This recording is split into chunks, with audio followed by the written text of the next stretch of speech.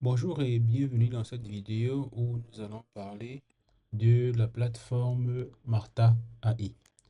Martha AI, c'est cette plateforme-là qui est conçue pour vous aider dans la rédaction de vos documents académiques, c'est-à-dire les rapports de stage, les mémoires de stage, les mémoires, les exposés et autres documents.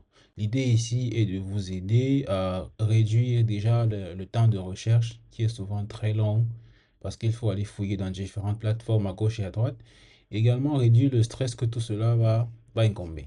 Donc, dans cette vidéo, nous allons essentiellement explorer rapidement quelles sont les pages disponibles, quelles sont les fonctionnalités disponibles et il y aura d'autres vidéos où nous allons aborder plus de sujets. Sans trop tarder, je vais montrer donc à quoi ça ressemble notre tableau de bord. Donc, on va cliquer ici sur le nom du compte et choisir tableau de bord. Une fois dans le tableau de bord qui est en train de s'afficher là, on a différentes parties. Donc là, j'ai les différents mémoires récents. Là, on a le statut de l'abonnement si jamais on a des crédits parce que Martha iAd fonctionne sur un système de crédit, mais on pourra revenir dessus plus tard. Donc ici, on a des vidéos tutoriels sur comment apprendre à utiliser la plateforme. Ensuite, on a ici l'onglet documents et c'est juste sur celui-ci que nous allons nous appesantir pour le moment. Et là, j'ai quelques documents qui ont été créés par le passé. Je peux donc choisir par exemple d'ouvrir ce document-ci et j'ai dans l'éditeur dans lequel le travail se fait.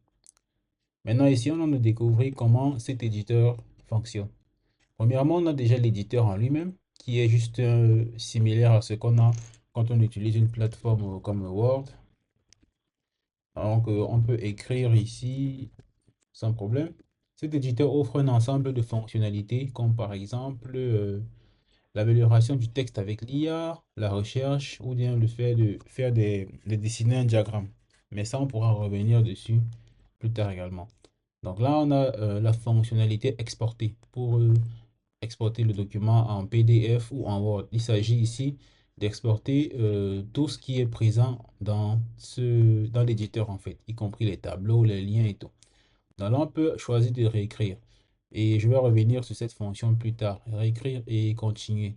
Donc, on peut avoir aussi ce bouton-ci pour créer un diagramme par soi-même. On a également la possibilité de générer des tableaux ou bien d'insérer des images directement dans l'éditeur.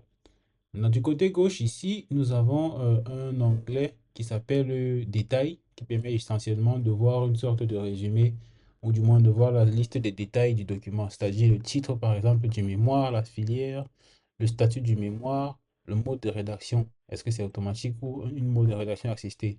À quel pourcentage est-ce que vous êtes en termes de progression par rapport à la fin? Les détails du style, le niveau d'étude, la langue, le type de document, etc. Et également, est-ce que la recherche approfondie est activée? Dans une vidéo suivante, nous allons revenir sur ceci, mais l'idée en fait, c'est qu'avec la recherche approfondie, la plateforme vous aide en faisant des recherches automatiquement pour trouver des références qui correspondent à ce sur quoi vous travaillez. Ensuite, on a l'onglet résumé qui est essentiellement la structure de tout le document. Et aussi, ça, on va devoir revenir plus tard pour voir comment ça fonctionne. Donc maintenant, du côté droit, nous avons dans l'onglet connaissances et l'onglet web. L'onglet connaissances contient simplement la liste de toutes les sources et toutes les citations qui ont été ajoutées à ce document-ci. C'est créé de façon automatique par la plateforme. Ensuite, on a l'onglet web qui est essentiellement un moteur de recherche. Donc, c'est possible de faire une recherche sur Internet ici ou bien de faire une recherche académique. Ça permet d'éviter de sortir de l'éditeur pour partir sur Google ou ailleurs pour faire la recherche. Donc, c'est un peu ça. Ensuite, l'onglet connaissances que nous avons déjà abordé. Et en fonction de la taille de l'écran, c'est possible de réduire ici, naturellement, ou pas. Donc, ça, c'est un peu le tour de ce qu'il y a comme contenu dans cette page-ci. Merci. À bientôt dans la prochaine vidéo où je vais vous montrer comment on crée un mémoire directement sur la plateforme.